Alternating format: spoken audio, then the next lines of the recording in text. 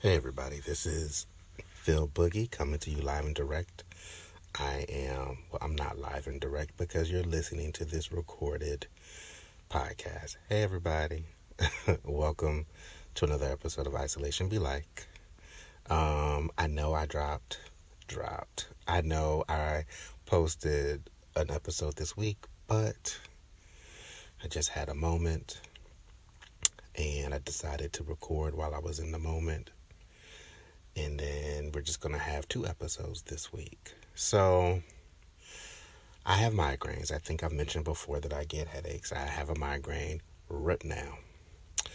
And I'm tired, but I'm not going to go to bed, even though I should. I went to bed last night at a timely fashion, but I'm going to stay up tonight to work on my show, October 8th, 9th, and 10th at Baltimore Theatre Project.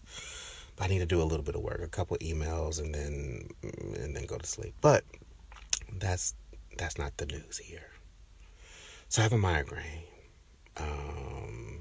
You know what? When I first started getting migraines, I was in my 20s. I had no idea what the fuck was happening. My head was pounding, and I passed out at work one day.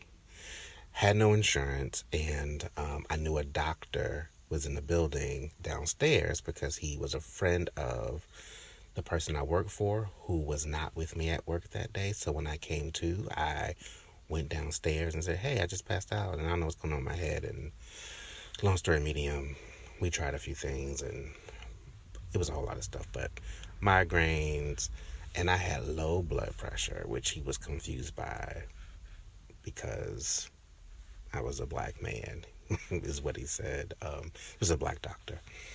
So he told me to eat a bag of chips and drink some Gatorade and then to come back. But anyway, I have a migraine right now. And I took my medicine and I drank a Coke because of the caffeine. But that didn't really do anything. And I don't have any coffee in the house. I didn't buy any coffee. And a cup of coffee plus the medicine usually works. But then I had like a light dinner. And if I do all that caffeine, which is not really that good, but it helps the headache, and the medicine, I might get dizzy. So I need to put something on my stomach. So I ran out to, there's a Royal Farms, and if you don't know what the hell that is, it's 7-Eleven in Maryland, right? So I go to this Royal Farms, which is not too far from my house, thank goodness, to go get coffee that's already made so I can just drink it and come home and just get some work done. And I decide, okay, buy something to eat. And I don't really want a meal, but I say I should put something on my stomach. They sell this, fried chicken there that they make in the store. I don't want all of that, but I said just something. So I buy one chicken tender. Like you punch it in like you do at like a Wawa, or if you're not from the East Coast, I don't know if this makes sense, but you punch it in, a ticket spits out, they make your food behind the counter. Gas station food, essentially. Although there's no gas station here, it's a convenience store. But anyway, and the chicken is great. So I buy one chicken tender, which I know is crazy. It's very one rib, right? Can I get one rib? But that's all I want. I'm not buying a combo. It is 10:40 at night. I'm not buying no combo. I just want the tender, drink this coffee, maybe a little water, send a couple emails, go to bed. So you get the ticket, and then you go pay for your item. So I go pay for the food with the receipt, and I pay for my coffee, and then I go to retrieve my one tender, which is done immediately because it's already cooked. And it's one tender, and it's 10-something at night, and nobody else is in there but the 2 people who work there, right? So I go up to the counter, and the young brother who I've seen maybe once before, I'm going to say he's like 21 years old, very nice. He goes, are you ticket number, whatever the number is, 722? I said, yeah. So I reach up for my box, which contains one tender, and then there's like a pack. There's 2 packs, actually. There's 2 packs of honey mustard on top, which is strange because, they're really tight with the sauces. So the fact that I got 2 packs of honey mustard was confusing, but I'll take it and then put it in the drawer that I have in my house filled with extra packs of sauce and salt and pepper and old, forks and spoons from restaurants that we don't use unless, the dishes are completely dirty. Dirty and we don't have a fork, and we pop open a plastic fork. But I grab the box. I say, thank you, And he leans over to the glass counter and says, brother, what, bruh, like kind of motioning me. He's like, hey, is that all you wanted to eat? Now, I guess I should set the stage. It's 10 something at night. I'm ready to be in bed. I am in sweats, a stained gray t-shirt, and a cardigan sweater that I bought several years ago that I used to love and was part of an outfit motif when I used to rock it outside. Now it's just sort of the sweater I wear around the house. And I guess out to buy coffee and chicken. So that's how I'm living right now. I have on a hat, but underneath the hat is, hair that, no one can see except for these edges of unbrushed hair poking out. But anyway, I don't know. I don't think I look that crazy, but he says that all you wanted to eat. And I'm like, oh, yeah, thank you. I said, yeah, I shouldn't even be eating this. I was like, this is great. Thank you. But then he leans in again. He's like, you sure? And there's nothing else? And then it's dawning on me that because I bought one tender and I'm an adult male who clearly can eat several tenders, and because I'm, I guess, looking the way that I look, and it's the middle of the night and I'm coming in buying one piece of chicken and a cup of coffee, that he might think I need a hand. But my brain isn't catching up fast enough, and he's like smiling and he's like, yeah, we all need a little something. It's cool. And I'm like, no, I'm good. And then I pick up my box, and my brain is catching up, and I'm realizing, I don't know that he thinks I'm homeless, but he certainly thinks I need help. And I feel 2 things in that moment. The first thing, surprisingly, that I feel is really proud of this young man who saw me buying one chicken tender and decided that he was going to be a good person and give me 2 chicken tenders. That's why I have 2 sauces. He said I went on ahead and put another tender in there. He gave me 2 tenders, no questions asked, right? And I guess when he had me lean in, he was saying, did you want anything else? He was going to give me some potato wedges or whatever, potato salad, whatever else they got. But I don't want any of that. But he was going to feed me tonight, for real, feed me. And it's a lot of bad stuff in the world. I am proud of that young man and grateful for people like him out in the world. I'm grateful for this extra tender. I'm not going to eat it tonight because I really don't want it, but I will eat it tomorrow. I'm going to eat this one tonight, though, when I'm done talking. So I was proud of him. It felt good. Whoever raised him did a good job. And I'm like, why? What was it? People got to be buying one tender every now and again and not being offered more food because people think something's wrong. So all of a sudden, I'm also just like, damn, do I look that bad? The pandemic has been rough. I don't think I've been, wait a minute, I have not gotten a haircut at the barbershop since February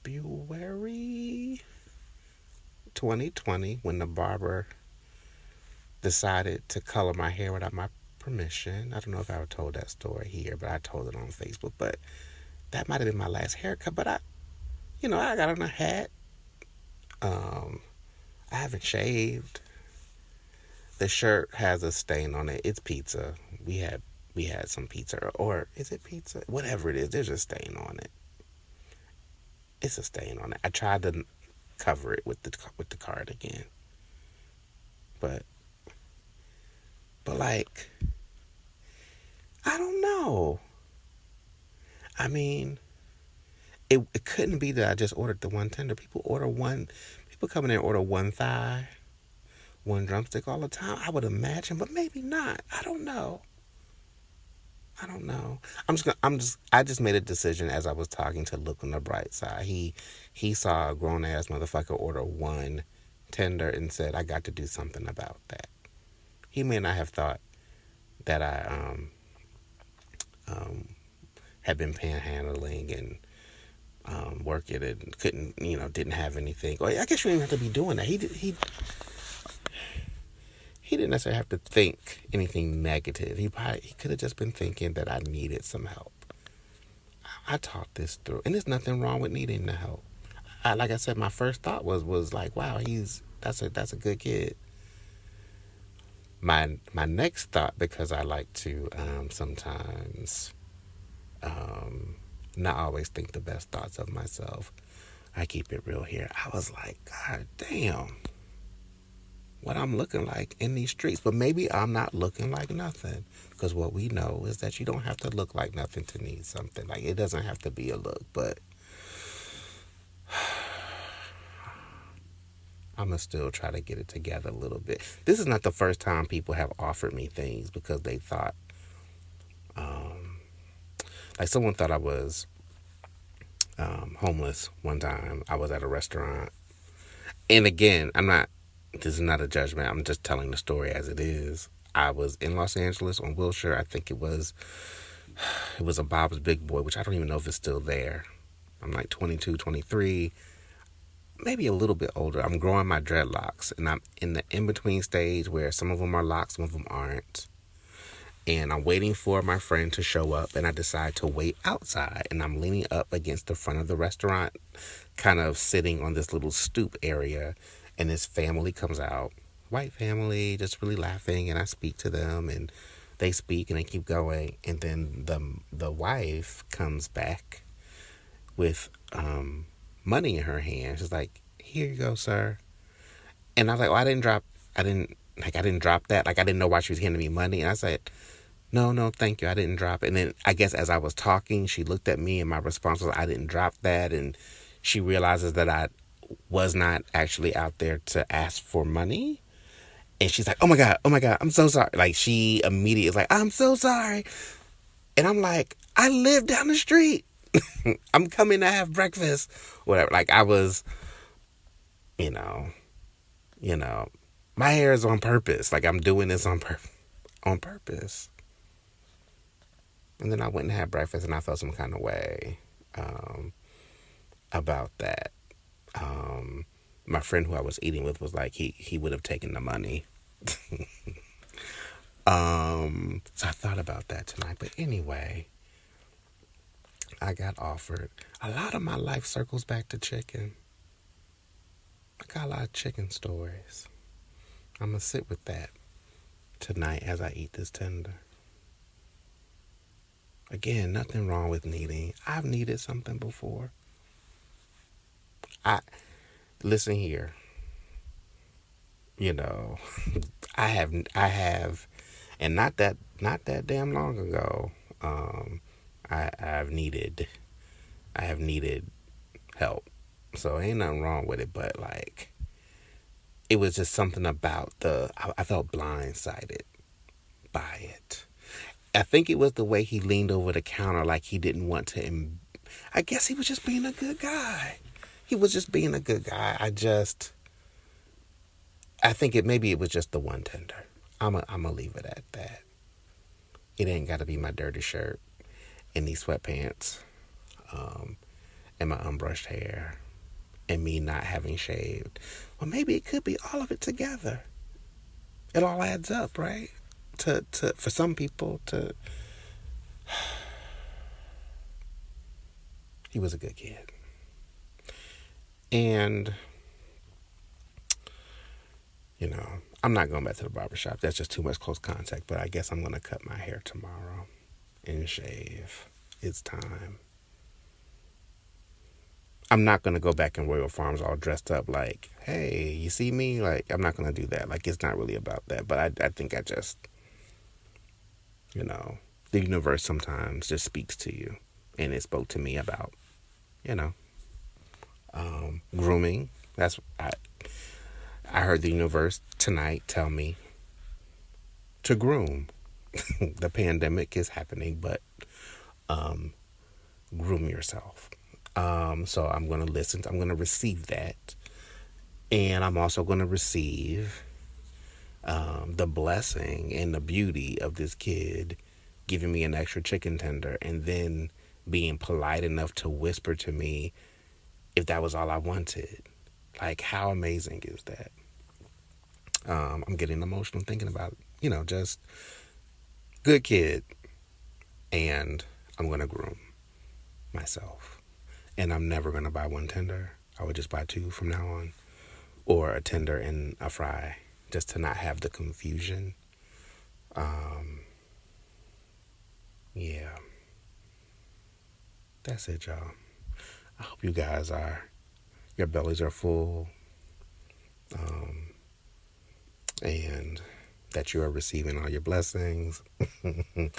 And paying attention to the universe as it speaks to you, as I am trying to do in this moment. That life is good. All right, I'm gonna go in this house and eat my tender. It's lukewarm now.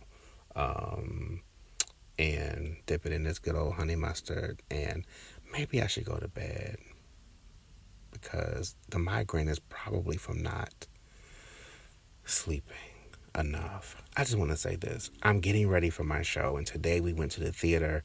I went to the theater for the first time. I have not been in almost 2 years. And, I was supposed to do this show in July 2020, my solo storytelling show, and, the world turned upside down.